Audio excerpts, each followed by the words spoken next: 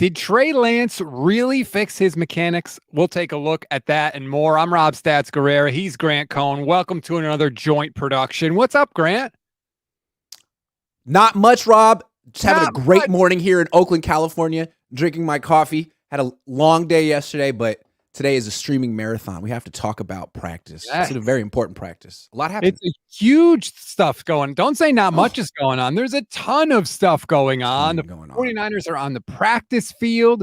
You are blowing up Twitter with your videos of Trey Lance. So let's get right to that. Trey Lance on the field. We got to see the new throwing motion. If you're watching on the YouTube page right now, you can see it. And yes, I took your video from your Twitter. I hope that's okay. I'm giving you credit for the screen. But there's Do I look like I care about that? You think I would ever? So hey, man. Does he look different to you? Yes. Now, I'm not saying, like I said, hey, Trey Lance fixed his mechanics. That was an oversimplification. He's in the process. But, you know, like we were talking about it, Jeff Christian said it took him 4 days to identify everything that was wrong. There's a lot going on. But we talked about one thing in particular, the front leg lock. Like, it was an issue for Alex Smith. It was an issue for Jalen Hurts. We identified it last year. It just means that essentially his lower body and upper body is not in sync, and he was having to provide too much power with his arm. It led to fatigue, all kind of stuff, inaccuracy. You can see it if you slow it down. He's not locking out his front leg too soon, which means there's more of a flow to his motion. It's not just his arm. So that's good. He's going in the right direction. He's got a long way to go, I'm sure. I'm going to have a throwing mechanics expert on my channel at 1 who can go way deeper than me. But the one thing I've been looking at is that front leg. Like, that needs to get cleaned up. Look, he's doing it. The young man is doing it. It's great to see, man. So he's improving. Well, that's good. Yes. I mean, again, I'm hesitant to accept any of this because the only thing that Lance has to think about during these throws is bend my front leg. All the mechanical things that he has fixed. That's all he has to worry about. There's no defense. There's no audibles. There's no coverage that changes as soon as the ball is snapped. There's none of that. So it's easy to incorporate those changes now. But we have seen countless quarterbacks over the years say, fix my mechanics. We're good. And then as soon as they get into the games, it's the same old, same old. But you say it's easy to fix. Like, man, it took him till year 3 to do this, man. You know what I'm saying? Like, there were real questions. Can he do this at all? So at least he's showing he can do it in shorts. He didn't show it in shorts the last 2 years. This is actually progress for him. And, you know, you're right. Everything you just brought up is correct. Let's see if he can replicate it in 11-on-11s in preseason. But so far, so good. He's still only 23 years old. And again, like, the fact that he didn't throw the ball very much in high school or college actually helps him because he doesn't have, like, deeply ingrained mechanics the way Colin Kaepernick did. Right. I don't know. I don't know that it's that different. If you're watching on the YouTube page now, you can see some video. I hate that drill because to me, it reinforces bad habits. You're too spread out. His front leg is locked. Like, don't do that. I hate that drill. God, so that's the drill for anyone that's not watching. It's the pad like in between the quarterback's feet. Yuck. Look, he's overextended. Yeah. I hate that drill. Stop doing that.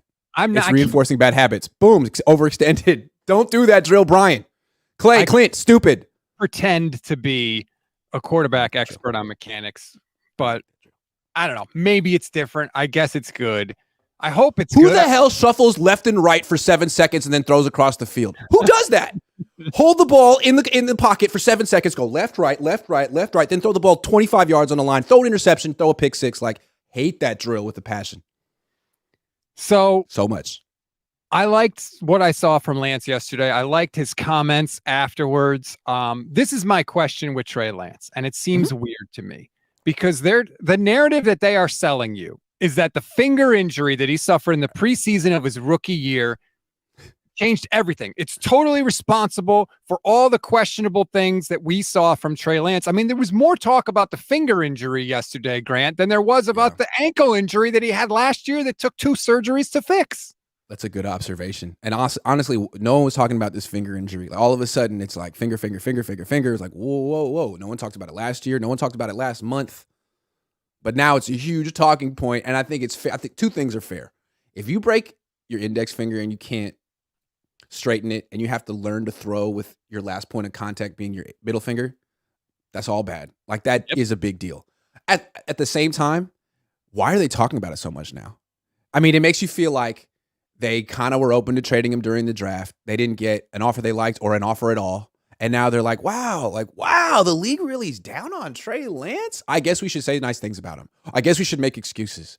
So maybe it's like we've had this big mystery. We haven't told anyone a darn thing about Trey Lance and what's going on. Now maybe we'll be either transparent or we'll just have some, propaganda narrative. I'm going to give them the benefit of the doubt and say they're finally being transparent. But I don't know why I feel that way. I have no idea why I feel that way. Can you ask Trey to just extend his finger? Because he said he had a comment yesterday about how like he's almost back to the point where he could extend it all. Like, Can we see? Let's see it. Do it. Put on this glove. Put on this glove, Trey. Does it fit? Absolutely. I want to see it. It's so funny.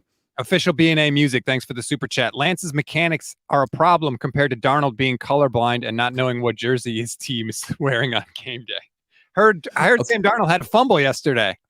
Poor guy. Yeah, I mean, it happens. He fumbled a snap in 11-on-11s. It was the one play he was going to throw the ball in 11-on-11s. He fumbled the snap. Ty Davis Price recovered it and ran for like 15 yards. Heads up play by Ty Davis Price. So it was my first impression of Sam Darnold in person. And frankly, it's my impression that I've always had of Sam Darnold. Like, if you just watch him and don't watch where the ball goes, it looks good. Release is pretty quick. He has all kind of different arm slots, nice spiral. But then it's behind the receiver. It's low. It's just, or he's indecisive. He's in the pocket. He looks left. He looks right. He looks back to the left. It's like, what? What are you doing? Like, you're 25. You've been in the league a long time. He had one open deep shot. The one guy the other day had open deep shot to Danny Gray, saw it, hesitated, underthrew it, had the pass broken up. Like, Danny Gray was open. So, yeah, man, I guess he has a nice arm, but it's like, what does he do with it? I mean, Blaine Gabbert had a nice arm, but he couldn't put the ball where he wanted to put it. So that's my question, because Chris Sims just came out with his quarterback rankings, and he has Purdy, I believe, one spot ahead of Darnold. I think that's what it was. Or maybe it's flipped. I can't remember. But my question is this. If Sam Darnold has all this good stuff going for him, he can throw, he can move, all that good stuff, when is that going to help him actually become a good quarterback? Because guess what? He hasn't been to this point in his career. He lacks confidence. He's indecisive. And I think part of the reason he lacks confidence is he doesn't know where the ball is going to go.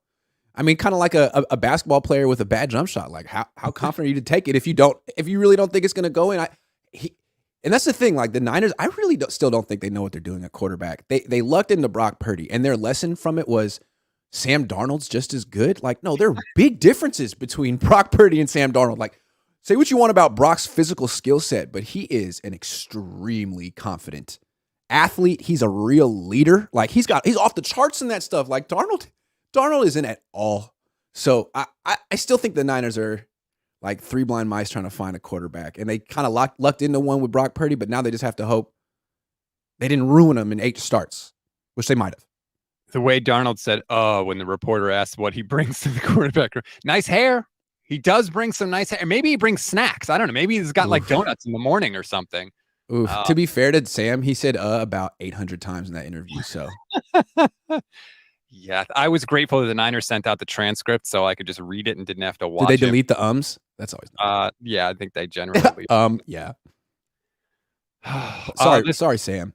Super chat from Nadro 49er. Would Trey's mechanics have been fixed sooner if he had played right away, as there would be more eyes and film on him, or did the quarterback coach drop the ball? Well, he's had how many quarterback coaches has he had, Grant? I think we're up to 3 now or 4.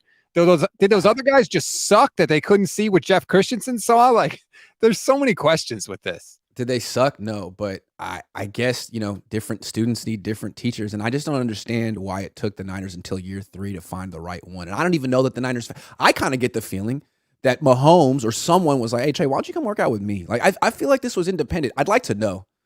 I feel like the Niners were like, hey, we want you to go to 3D QB. We want you to go here. We want you to go there. And it didn't work. And now Trey's like, well, now that you've given up on me and you're all in with Brock, why don't I find my own guy? I'll go work with Mahomes and just Christian. And so now I don't know. But it seems like he's finally buying in or found a coach who gets it. I don't know. But it's interesting that it took this long. Well, but then even Christensen had that comment of, well, he wasn't really getting what I was saying, but then he saw Patrick Mahomes do it. And then he said, it's like, what? Like, I don't, the whole Maybe thing. that means that Trey Lance is a little defensive about his throwing. Like, hey, I can do it. Hey, this works.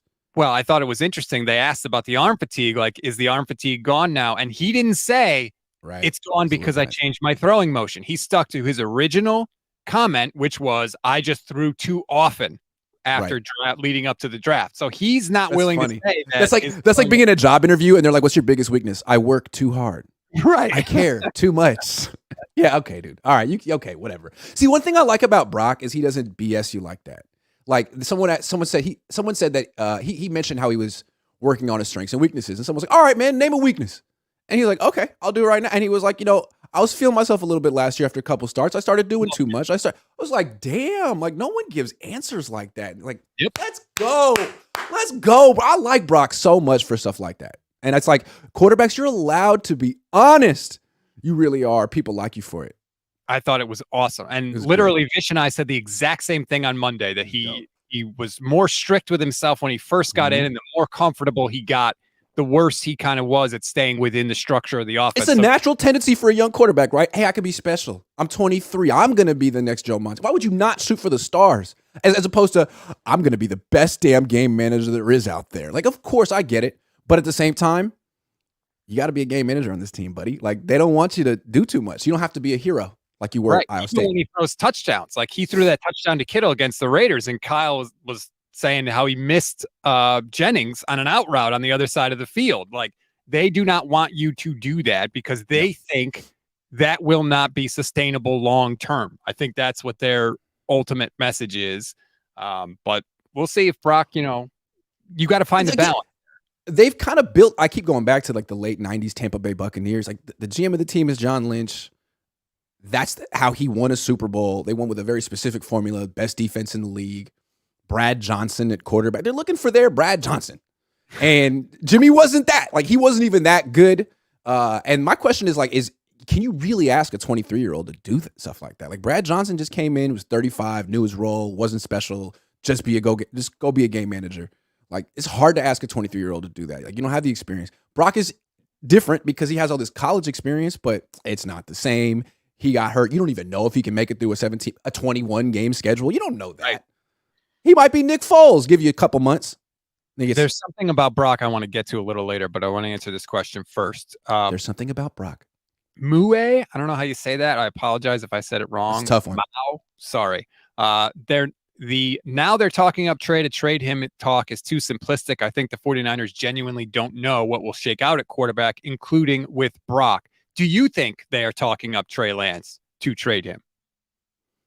I mean, it doesn't hurt to talk him up. If he has no trade value and you might want to trade him down the line, then yeah, it would behoove you. But I really think Kyle is trying to be transparent here, and I don't think he cares who the quarterback is. I really don't think he cares. It could be any of the three. Just you guys figure it out.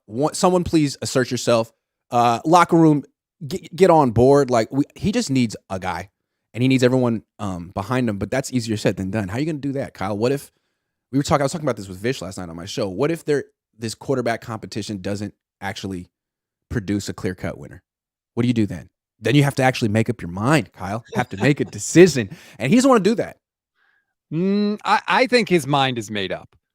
It's Brock. I really do. I think it's Brock. Yeah. Okay. But what if it's not that simple, right? Like what if Brock isn't ready? What do you do? So this is the question. And I thought this was fascinating.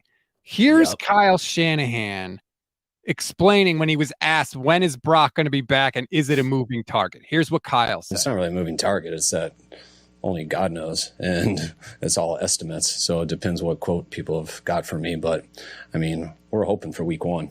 And I feel pretty optimistic about that.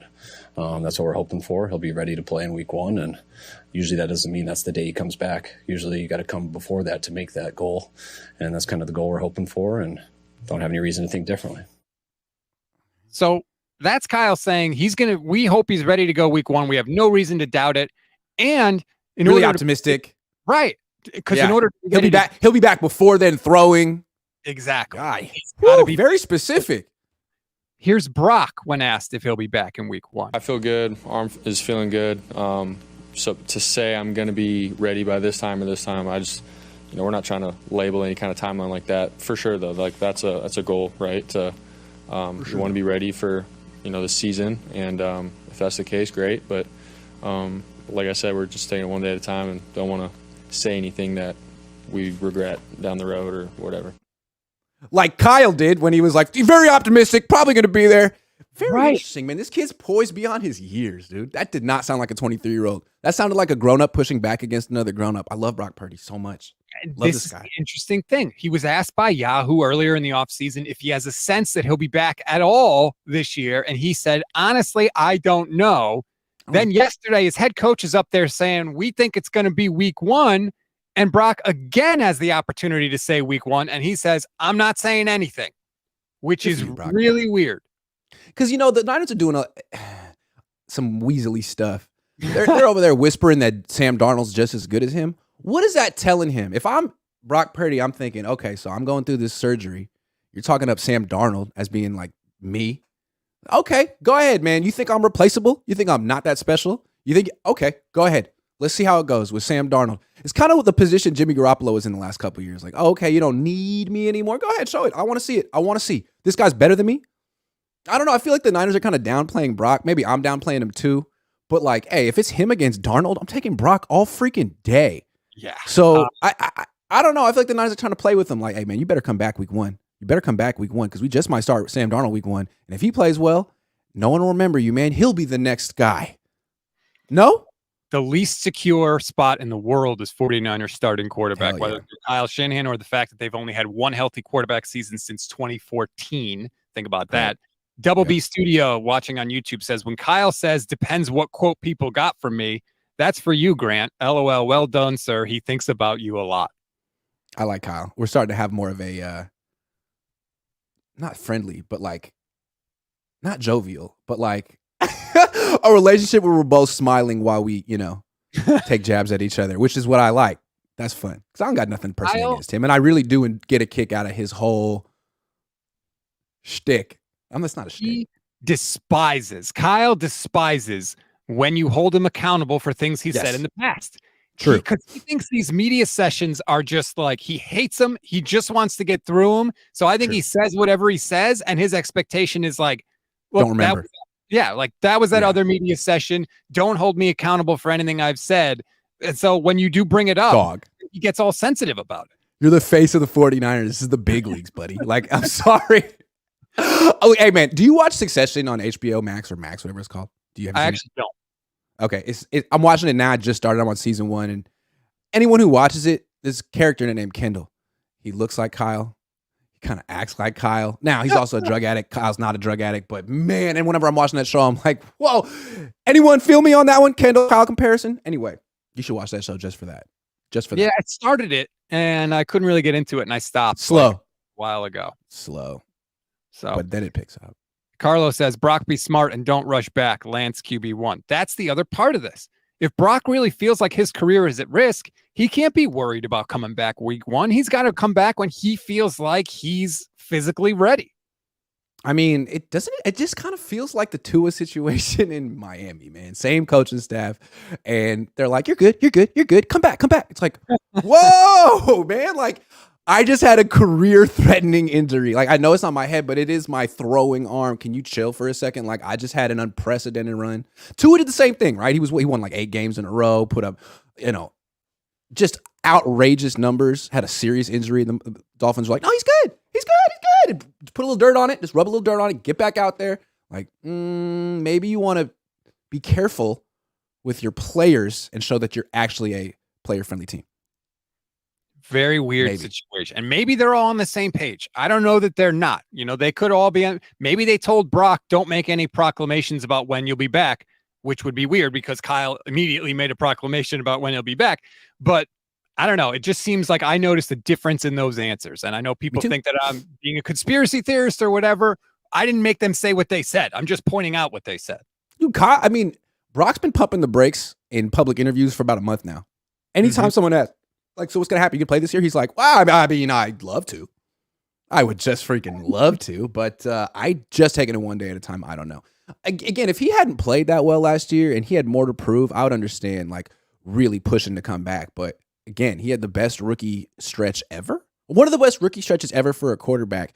He's got pedigree now. He's got a name for himself and a future. So there's no reason to throw that away by coming back too soon and going 0-3 to start the season and getting benched. Because that could happen. You know, they're trying to act like this dude is Drew Brees in his prime. Hey, man, I don't care if you play at all this offseason. If you're healthy week 1, you're on the field. Like, yeah, dude, if he was 30 and he'd won a Super Bowl and he'd started 78 games or whatever, like, sure, do that. I don't care. But that's not – he's started 8 games. He's 23 years old, no offseason.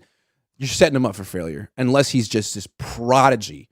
And he doesn't have to be a prodigy to have a promising future. It's unfair to hold him to that. You're gonna put him into a sports psychologist. You already got one quarterback seeing a sports psychologist. Can you take a little pressure off this 23-year-old, please? Good on Lance, by the way, for doing it. Yes, God knows, with all the stuff he's been through. Another comment: Kyle's mind may be made up, but mine's changed. I'm just saying, I think this quarterback situation is far from over. Purdy could come back and never play well again. He could come back and never play well again. He could come back and immediately get hurt. I mean, last year we saw a quarterback get hurt in the first quarter of game number 2. So even if Brock does win, is the guy and is ready and comes back, that doesn't guarantee anything. So it's what's funny about the Niners is more than anything, like what kind of quarterback they need. They need a quarterback who plays every game. That's what they need. Because every year it seems like they're trying to win the Super Bowl with their backup quarterback somehow. Like It's valiant. You come close, but you just need a starting quarterback who plays every game. And we're in year 7. They haven't found that. I don't know. Say what you want about Brock. He does a lot of great things. Can he play 21 games in a row on this team? He couldn't last year. We have no idea. And that little thing he mentioned about not, going off script too early or too often, we don't know that he can get that out of his game too. He was benched at Iowa State. Like that is a thing that happened. So and he committed a bunch of turnovers at Iowa State too. And like he had a bunch of plays in last season that were like near picks. Is that going to start happening with him? Because that's what happened with Jimmy. He had a hot start, won a bunch of games, and all of a sudden turnovers became a big issue for him. I'm just curious. Clarsard 49 says they called Grant a hater and a madman when he was right the whole time. About what? I'm usually wrong. What are you talking about? Thanks, man. I appreciate it. Thank you. Okay, let's get to some other stuff that you saw because obviously you were there. You got to see the practice. Mm-hmm. Who looked good yesterday? Who looked good yesterday? Well, I'm going to say it like this. The trench guys didn't do really any competition. There were like 4 or 5 reps of 11 on 11s. They weren't wearing helmets during it. Like the whole thing, no pads. They didn't want to have real contact. And then there was mostly a 7-on-7 practice. So when I say that Drake Jackson looks like a whole different person than he does, I haven't seen him go through like a one-on-one, any type of like physical competition yet. But you can see him standing there like he looks jacked. Last year he looked, I'm not saying soft, but just he looked like a college player. Like he was wearing a t-shirt under his jersey, just looked a little. Now it's like, hey, look at me. I'm the most yak dude on the team. Him and Spencer Burford are the 2 year 2 dudes that look like they're year 5 dudes. And that's big because not every young player does that. I think you just assume, like, oh, you get them in here, put them in an NFL training program, and they'll be like some guys. But then you got some guys like Ambry Thomas or year 3. It's like, man, you never took the leap, dude. Like, what's going on here? Like, do you love football? So those 2 guys, very impressed. Brayden Willis, dude. This rookie guy is such a natural receiver. Like, Ross Dwelly better really have his A game because this guy made like a one-handed, left-handed catch over the middle. Like, Brayden Willis. Also, Cam Latu, he better show something in these preseason games because he's never going to impress like Willis in these practices. Willis is like a sleek, route-running, finesse like guy with head fakes and stuff and hands. Like, hella good. Also, Ronnie Bell. Like, he's not physically impressive. It's just he caught 6 passes. It's like, damn, he caught another one. Like, he's just good. He's good. I don't know how good of an athlete he is, but he's a good football player. Those guys stand out. Brandon Allen. So here's the thing. The reason why I'm a little like underwhelmed by Darnold, like he was 11 to 15, ball placement a little spotty, but like he played with the second team against the second team. This guy started like 60 starts. And again, it's like a little indecisive, don't know where you want to go. Then you see Brandon Allen come in with the 3rd string, and it's just like, he looked like Ryan Fitzpatrick, you know what I mean? Just like really decisive, pushing the ball down the field. Like, well, yeah, he's playing against 3rd stringers. This is a 30-year-old vet who's played a little bit in the NFL. Like, that's what it should like. That's just what it should look like. And with Darnold, I feel like it looks the same no matter who he's going with because he's fighting himself. He's fighting the ghosts. It's like 11 defenders and 8 ghosts out there. It's tough. I'm sorry, Sam. Got to go against 19 people. Well, that's hard. The comment from Greg Papa on KMBR the other day was so absurd. Yeah. He said, whoa, If they could just coach the ghosts out of him, and if they could just coach the turnovers out of him, and if he could just stay healthy, Easy. he could be the next Easy. Brock Purdy. It's like, There well, you go. great. If he was a totally different quarterback, he might be good. But guess what? He's not. Yeah. That's why I would have rather signed someone that didn't see ghosts or just draft someone. Like this Right. guy, Sam has a lot of failure attached to him. Like, Mhm. let's be real clear. He failed on the Jets and he failed in Carolina. He's on his third team. Trey hasn't failed yet. Trey got redshirted. Trey got injured. He hasn't failed yet. Sam fails. Everyone knows it. He knows it. And now you have to like wash that off of him. Like that's, you ever see the BO episode of Seinfeld? It's like that a little bit. You don't get the smell. Oh, everyone can smell it forever. It's beyond BO. It's BBO. It's beyond. It's Damn, BBO. There you go. There you go. Exactly. Josh Wyatt says, remember when I said they needed to sign a quarterback day one to make the team better? I didn't know it would be Darnold. Is there no one else? That was my whole thing, too. Of course, they needed to sign a quarterback. They didn't need to sign Sam Darnold. Gardner Minshew was there, who's been infinitely better than Sam Darnold in his career. But they wanted. I like Mariota, but he gets hurt too, unfortunately. Mariota was legitimately better than Darnold. Mariota beat the Niners last year. The Niners are like, not impressed. Let's take that. Let's take Baker Mayfield's backup. Thank you. There were 8 defensive starters missing in that game. Sure. Sam Darnold still wouldn't have won that game. I don't care. I saw him against freaking Ambry Thomas yesterday, and like, no. Darrell Luter Jr., and he was like, Ethan M says, how much should Trey Lance play in the preseason? As much as humanly possible. Hold on, though. The whole preseason. Hold on, though. He broke his finger in preseason. You don't want him playing behind like Nick Zakelj and like the third string offensive lineman. So it's a little, yes, you want him playing, but you also want him playing behind. If he's playing, I want the offensive line playing too. Like, don't just put him out there with no protection to be like, you need these reps, but Jake Brendel doesn't. Like, hey, Burford, Brendel. I know Trent Williams is going to play, but everyone else needs to play. I'm protecting my quarterback in preseason. Don't let Trey Lance get hurt in the preseason a second time. Please. JM617 says, bro, going wild off an OTA. Yeah, I am, because I've been desperate to see this team on the field for months, okay? But going back to Trey in the preseason, I thought it was a great question from Jennifer Lee Chan, who asked him, like, are you 100% healthy? And Trey said yes.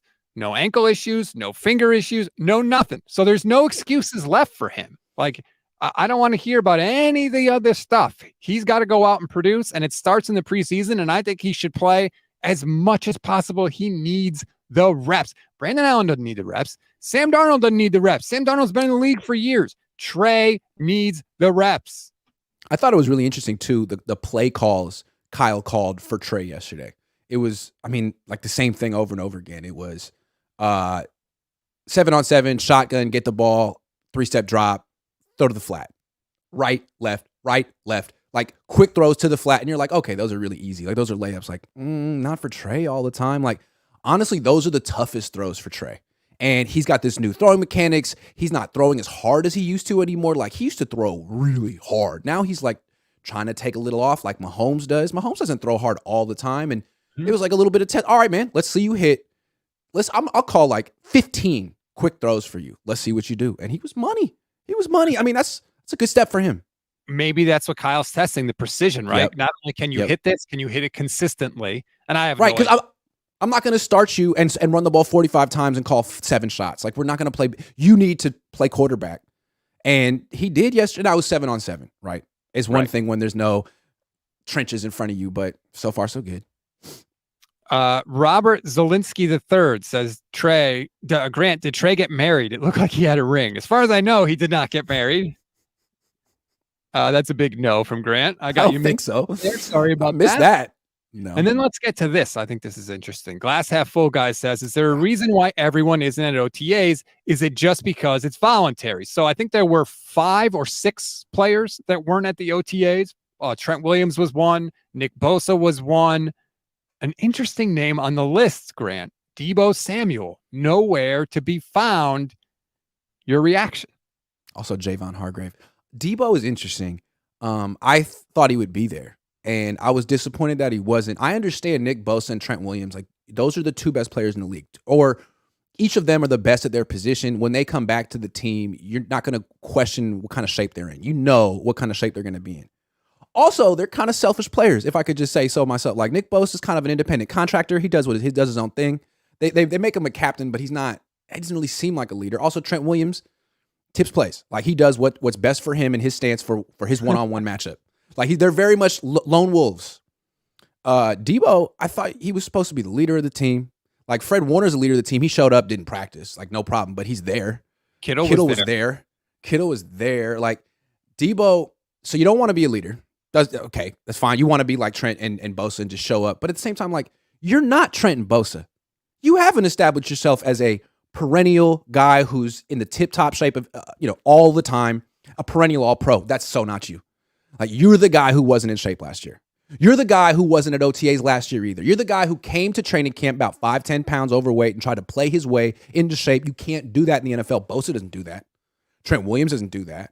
You did that. And it would have been nice to see a renewed commitment to fitness from Deebo Samuel right now.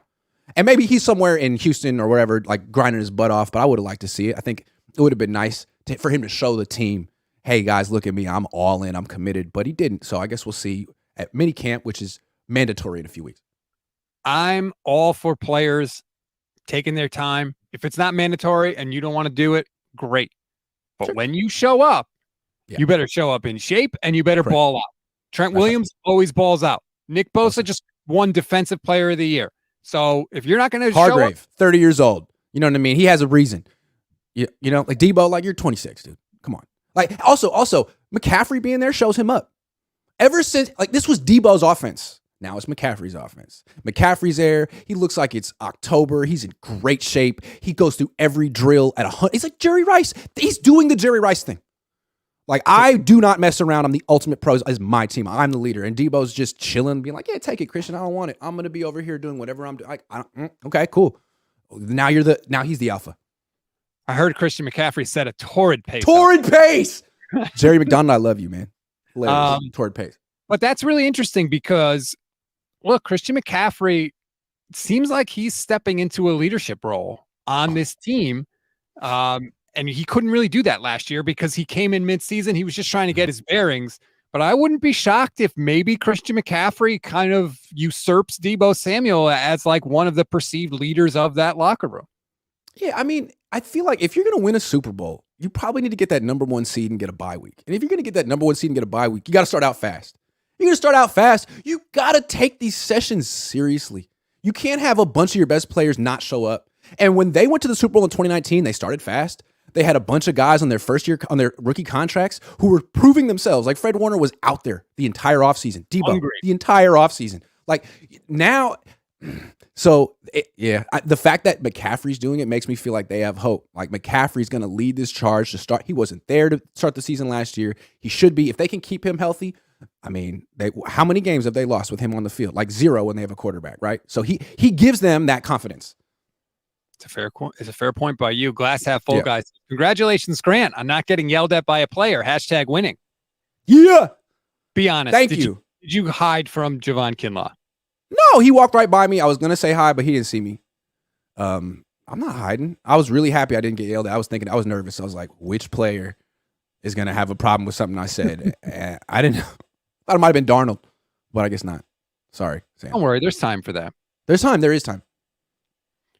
We're getting an update. Dustin the Gale says Trey's ring was a sleep monitoring ring, I think. I have no idea. You got to get to the bottom of Trey Lance ring gate, Grant. Yeah, I'm interested in that. He's got that sleep number bed. He's all about his sleep. Yeah.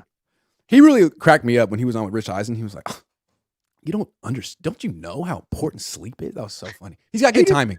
With that. Yeah. No, he's got good timing. He saw some personality with him. Yeah. I hope we get to see it more. He's great. Brock's great. They give great quotes. They're perfect. Sam, nothing against Sam. He tries. So he just can't. I hope Sam's not the quarterback of this team. That's all I'm saying. I'm sorry. I'm just spoiled by these Trey Lance and Brock Purdy quotes. I'm spoiled. Josh Wyatt says, is this really a quarterback competition or is Trey competing against himself? If he loses, do they really start Darnold or do they bring in someone else? I don't think they're bringing in somebody else. No, I wouldn't go there. But the first question, I think he's competing against himself. Darnold had no first-team reps. I think the only way Darnold gets first-team reps is if Trey starts struggling. Well, Kyle laughed that off yesterday, though. He said, well, we'll get that straightened out. And then he went out of his way to condescend a little bit to anyone that called him first team because he wanted to point out that the offensive line wasn't in there and that some of the other receivers. You know what we mean, Kyle. You know what we mean. When he starts parsing stuff, it's like, whatever, dude. I'm going to trust my eyes on this one because it seems like you're trying to, gaslight me a little bit. Like, I saw what I saw. Okay, there was a clear delineation of first team. There was no split up. There was no you go, and then, okay, you go first, and then none of that. It was all Trey. And if that starts happening, where they start actually splitting up the first team reps, then I'm going to start thinking, okay, well, they're starting to lose confidence in Trey.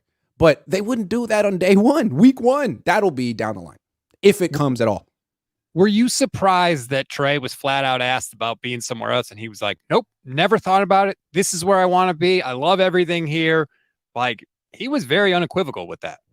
I was surprised that it was asked, although it's a good question, and I'm not surprised that he answered that. Like, what was he going to say? Yeah, I was thinking about requesting a trade, but then it's like, if he does that, he looks like a petulant, arrogant. Like, he doesn't have the chops to do that. What he needs to do is say, no, this is a good organization, and I'm all in. Like, he said the right thing. Who knows how he really feels, but he said the right thing. It's a bad look for him to be like, I want to leave. Like, nah, man, like, just stick it out. Don't go to the transfer portal.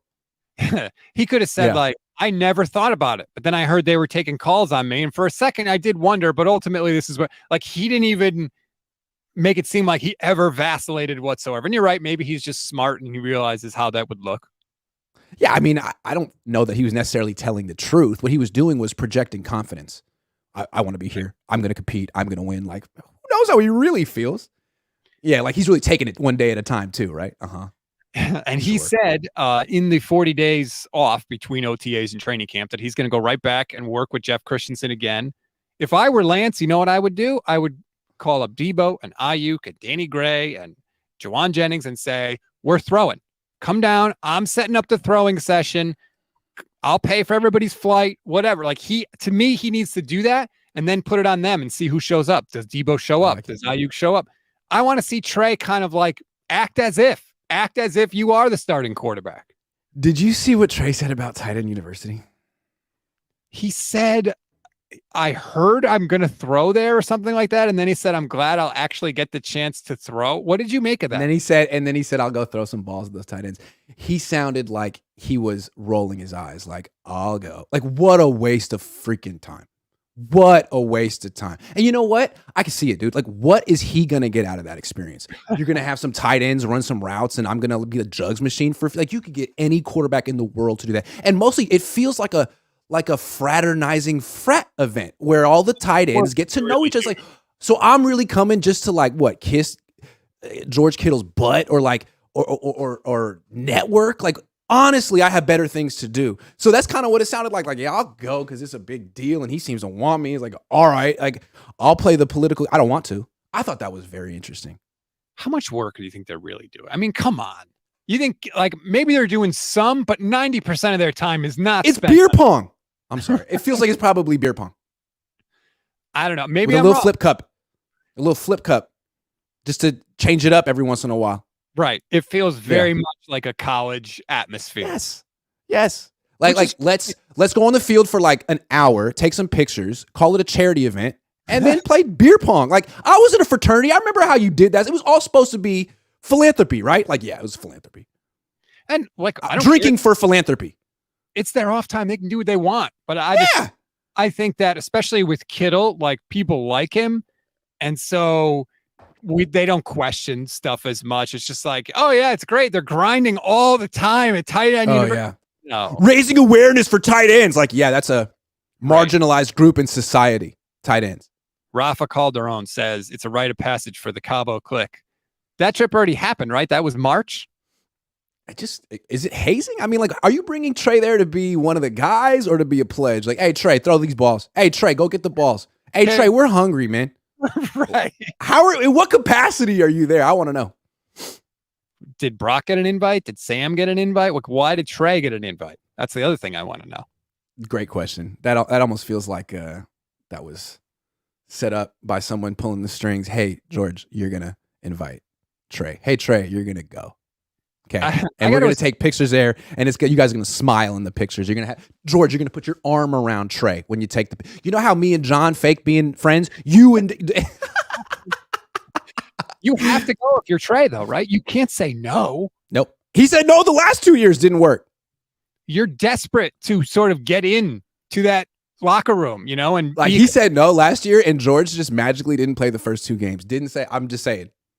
Maybe if you go, George will just happen to be healthy the first 2 games. He'll did he say no, or did he go and not? It just didn't happen. It just didn't happen. It just fell apart. Whatever. Interesting. Was it you that somebody asked Sam Darnold, I think, like, hey, did George Kittle like help you? Or not Kittle, McCaffrey. Did McCaffrey help you like get in with the locker room? Was that you? Did you ask that? That wasn't me. That's a devilish question though. What did he say? I forget. Oh, he said nothing. So many times. He said nothing. Sam Darnold is so used to tougher media questions and the media market of New York that he knows how to speak without answering a question. He'll never answer a question in San Francisco. Yeah, he's on guard when we're like not really probing. Yep. We're like, so how you like being on the Niners? He was like, oh, I'm just taking it one day at a time. It's like, okay, you don't have to say that. We know you're taking it one day at a time. Who didn't look great at OTAs yesterday? Who didn't look great at OTAs yesterday? Poor Ambry. He's not going to make it. He's the same guy. I don't know what's going on with him, man. I mean, so Travarius Ward didn't practice. He showed up, didn't practice, team leader. So Lenore starts on one side, and the opposite side, you're thinking, Ambry's going to start, right? Sam Womack. So that's another defensive coordinator who doesn't seem to, be that impressed with Ambry Thomas. I don't know what happened to this guy, but he has no muscle definition, and he lost all aggression. He just hangs back, watches guys catch passes. I don't want to go too hard on Ambry Thomas, but I don't think he's going to make the team. You got to show some urgency, Ambry. Like, you're hanging out with a thread. Why do you think they drafted Darrell Luter Jr.? Like, he has your exact physical measurements. Like, they replaced you. So that's no good. Talanoa wasn't practicing. Who didn't look good? It's a tough one, man. Like, did you say? I thought I saw in your story D. Winters maybe did not. No, I didn't say anything about D. I thought him at the rookie mini camp, and I just didn't think he was going to be contributing right away. Who didn't look good? I mean, it wasn't that kind of a practice. Like, no one embarrassed themselves. No one dropped the ball. I think I put people in the not so good section for not showing up. Who's calling me? Who looked bad at OTAs? Let me go back and look. I can't think of it. I don't want to be too hard. Javon Kinlaw. Just kidding. Nick Moody. Okay, can you settle this? Oh, yeah, the kickers. The freaking... we got to talk about the kickers. That shit was hilarious. Did Nick Moody make all his kicks, or did he miss a kick? Because there seems to be some disagreement in the 49ers. Well, there doesn't need to be misagreement. Poor spreadsheet didn't realize that the Niners actually pay for officials to show up to practice. So you don't have to look at the ball. Just look at the 2 officials on the ground beneath the goalposts, and they'll tell you whether it's in or not. And each kicker had 4 kicks. Both of them missed from the left hash at 48 yards out. To be fair, it was the wind was coming in their face. I just said that. The wind was blowing in their faces, and it was a tough kick. But at the same time, like, Robbie Gould was somewhere like laughing maniacally, like, ha, ha, ha, ha, ha. Good luck, guys. Have your kicker competition. Nadra 49er says, love your 49er coverage. Grant is next at minicamp. Because there's no more OTAs that are open to the media, correct? Oh, no. There will be, I believe, this week. No, but next week there'll be like another week of OTAs. There should be another day open to the media. There will be another day. Okay. Yeah, absolutely. There's usually a couple OTA sessions, and then minicamp is like in 3 weeks. Okay. I see. I know they had practice. Right now, my schedule says Tuesday and Wednesday next week for OTAs. I don't know if that's still accurate. Oh, I don't know, but yeah, I'm sure it'll only be one day. Good. I loved it. They were on the field yesterday. They were dudes throwing and catching. We had press conferences with actual stuff to talk about. It was like, yes, please give me more of this. You should have seen how many journalists were at this practice. And usually, I think the Warriors are still alive. So a lot of these Bay Area people are like at the playoffs, but they're done. So, I mean, you had everyone at this practice. Like, guys, this isn't even football, but coverage has changed a lot. Everyone has a YouTube channel now. Everyone has a smartphone, and everyone knows that Niners coverage is just, so people were gorging out yesterday. It's pretty funny. Tavarius says, grant the journalist their stats. Please get a one-on-one interview with Lance. The odds of that happening at this particular moment are 0. Okay. He gave one to Rich Eisen. It was very premeditated and for a reason. But I think his whole thing right now is, I don't want to be in the spotlight. I don't want to talk. I want to just compete in the background and find a way to bridge the gap between me and Brock. Like, that's what he wants to do. If he starts doing interviews, it's probably going to make him look bad in the organization. Like, who are you? You're the backup quarterback. That's what I'm thinking. If I'm him, am I really like, what has the organization done for me that I should reward them by not, like, point. If I'm him, I don't But care. I just feel like last year he talked more and he was posting on social media a lot. This year, not posting on social media, not talk. It's just, he's given the whole, like, I'm old now. I'm serious. I understand what's at stake. I'm not messing around. And that's different than he was a couple years ago. A couple years ago, he was trying to make everyone like him. I'd like to see a little more fire from him. A little more like, hey, this is my job. I'm going to show all you. Yeah, good. Brock did well last year. I don't care about that. I'm better than him. And he just doesn't seem like he's got that dog in him. Like Brock does. Say what you want about Brock. He's got that in him. I don't think that Trey does. Well, Trey can't say that, but he has to act like it. And why can't he say it? Why can't he say, I think I'm better than Brock Purdy? Because that's something Josh Rosen would say. Like, it would instantly turn off the whole team. Like, whoa, go prove it. Not if he goes and balls out and proves it. No, yes, I'm saying, like say it with your play. Go out and prove it. But to just go out and training camp and be like, I'm better than Brock, be like, I think that would turn off a lot of people, fans, players on the team. Like, you need to go out and prove it, man. Like, you can't say it. You need to do it. And I think he did it yesterday. He let it. He was 12 of 17 with a few drops. He was very accurate yesterday. That's how you say it. Sometimes I think that there's too much care and concern about what the rest of the locker room thinks. They'll like me when I win. Okay. They like Jimmy when he won. They like Brock when he won. Now he's got to back it up. I agree. Yeah. But we don't need to walk around eggshells. I think they like Trey. Do they respect him? How do you respect a guy who's only started 3 games? I mean, you might want to respect him, but it's like me trying to respect a podcaster who's done 3 streams. I'm like, yeah, man, you had some good moments on those streams. You had some moments, but it's like, dude, I don't really respect you yet. You're not really doing this yet. Like, you've done it a couple of times. So that's on him. And it's on the team too, but like, he needs to earn that respect by playing. And he could say whatever the hell he wants to say. He could go on Rich Eisen and say, Fred Warner, watch out, I'm coming for you. Sure, dude, whatever. Like, do it. Do it. Kyle said yesterday that the guys respect the hell out of Trey Lance. I don't know if they do. Yeah. I don't think. I don't know. How? You can't. You can't. You can respect him as a person, but he needs to go out. It's a production business. And the way I feel is everyone on this team feels they earn their spot. Every spot, at every position. And they look at him like, man, they keep trying to hand it to him. He hasn't earned it yet. And that's why I think this offseason is so important to actually have a quarterback competition. Like, go let Trey Lance beat Sam Darnold. Then all of a sudden, everyone will look, okay, now you're one of us, man. You earned your job, just like I did.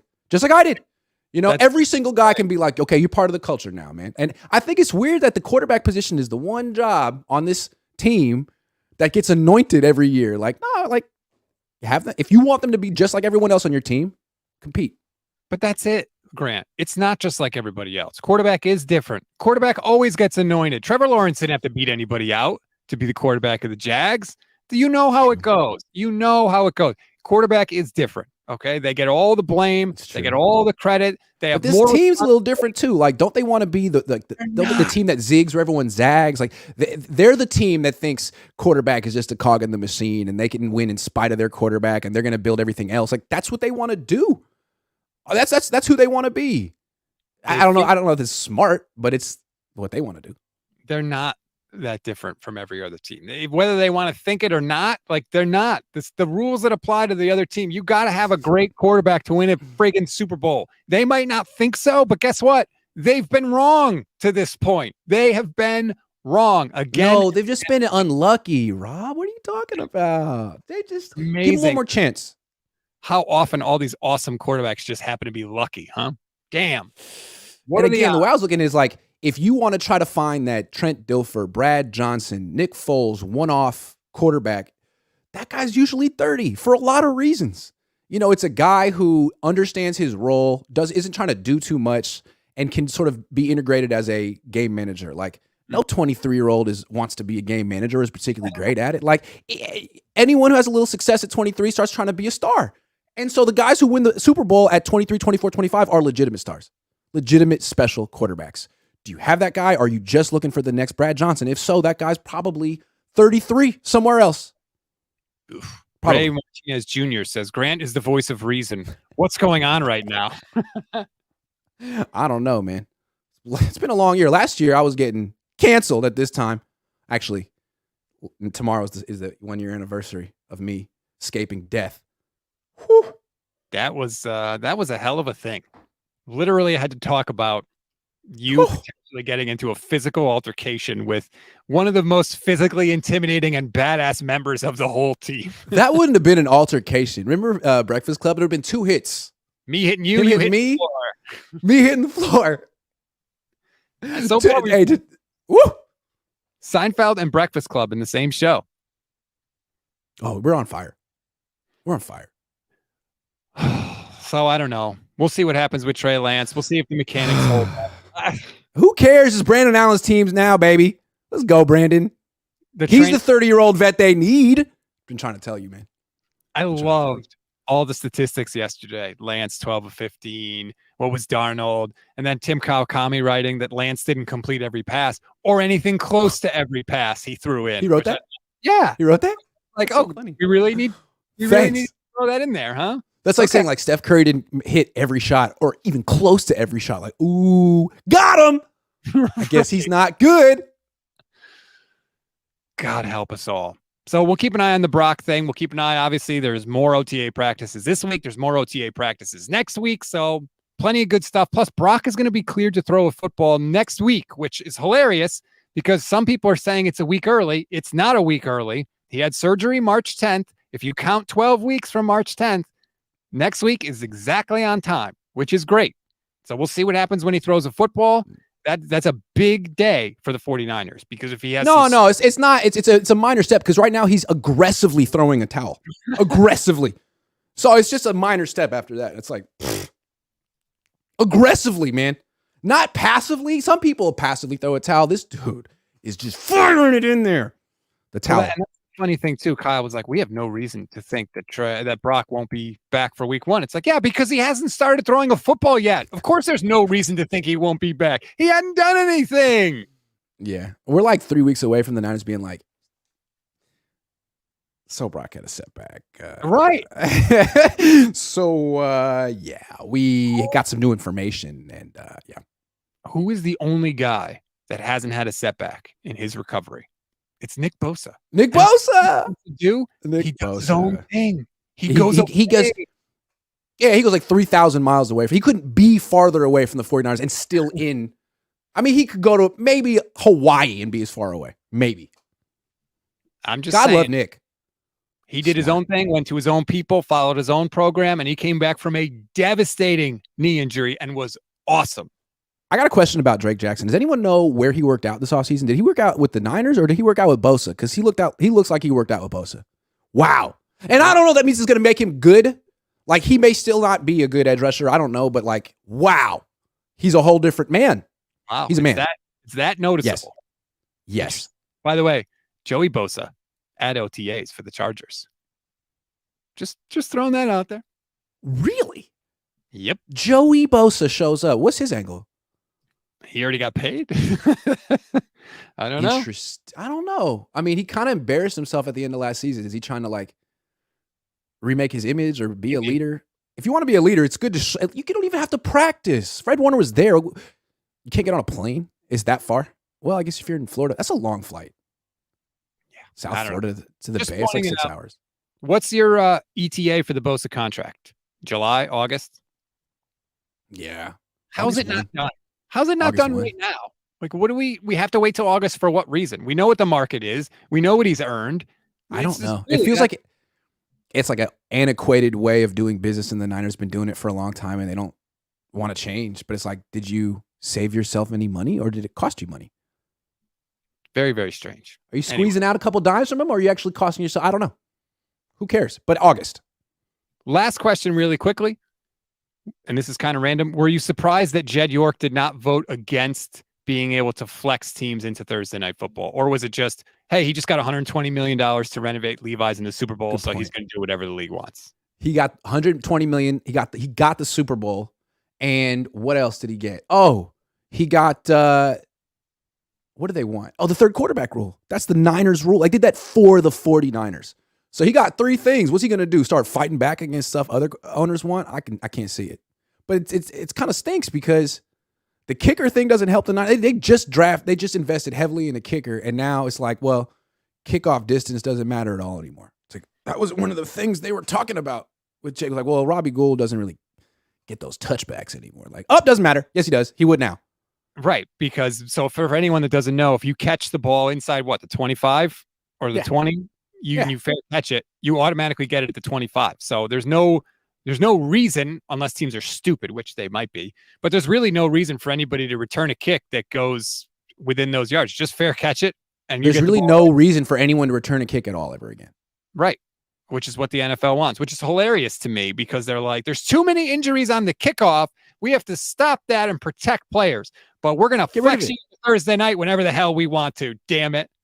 What's the point of having the kick? It's like you got rid of you backed up the extra point because it was starting to become ceremonial. Well, now this kickoff is ceremonial. What is the point? Just line them up on the 25-yard line and start the drive. I don't understand.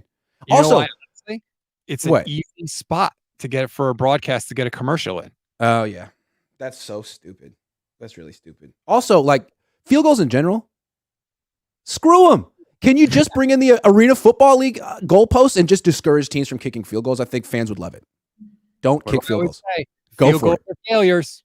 It's not, here comes the kicker. Like, here we go, guys. Let's see if he can. I don't care. He's either. I'll just watch. I mean, it's like you're just watching to see if he misses it. And if he misses it, you're like, what a loser. You had one job. Like, that's not that fun. It's going to be fun for the Niners this year when it's Jake Moody trotting out there. Old number 4. We'll see. Mansa, last super chat of the day. If they follow the rehab protocol, 5-yard lob passes. That's what Brock will be doing. Also, you got Tommy Huxley above him saying Stafford is not a great quarterback. 0 MVPs. Pick 6 king. You can just go in the starred section now. Did you see that? Starred. Oh, there we go. Oh, okay. Yeah. Stafford is not a great QB. 0 MVPs. Pick 6 king. Stafford is capable of putting a team on his back and throwing them to victory. When the Buccaneers were coming out of nowhere in the playoffs that year, and Tom Brady was doing his Tom Brady magic thing, Stafford got the ball back and was under pressure and threw an absolute dime to Cooper Kupp down the middle that won them that game. Stafford is capable of doing that. So, yeah, he throws pick sixes, but let's not sleep on Matt Stafford, please. He won the Super Bowl. Batman Lives 777. What's actor Jay Baruchel doing on YouTube with Grant? Holy crap. This is a thing, Grant. People think I look like that guy from She's Out of My League or whatever it is. Jay Baruchel. Oh, that guy. Kay Adams. No, you're a better looking guy than him. Ooh, you're a better looking guy than him. Kay Adams started this when we worked together at NBC. She constantly said I look like him. And apparently it's a thing because people have friggin' caught on to it now. Damn. Kay was really trying to flirt with you, huh? It's like, hey, why don't you could ask for my number if there's other ways. Do not think that's what it was. By the way, Batman Lives. Feel free to donate to my YouTube. I don't know, man. Make that comment, okay? That's all I'm saying. All right, I got all the super chats in. Thank you, everybody. We really appreciate it. Like and subscribe to the Gold Standard Podcast Network YouTube channel. Like and subscribe to Grant's YouTube channel, by the way. What's next for you, Grant? In an hour, I'm going live with Jose Sanchez, who writes for my site. And at 1 o'clock Pacific, I'm going live with Austin Carter Samuels, who was the quarterback at Vanderbilt once upon a time. He's younger than me. And now he's like a throwing guru and quarterback passing instructor. So he's going to give us his take on Trey Lance's mechanics, which is going to be much more sophisticated than whatever the hell we've deciphered. And then tonight, Niners After Dark, I'm just going to be in my room talking all freaking day because a practice happened yesterday. And the world will never be the same. Nope. It will never be the same. Thanks, everybody. Have a good rest of your day.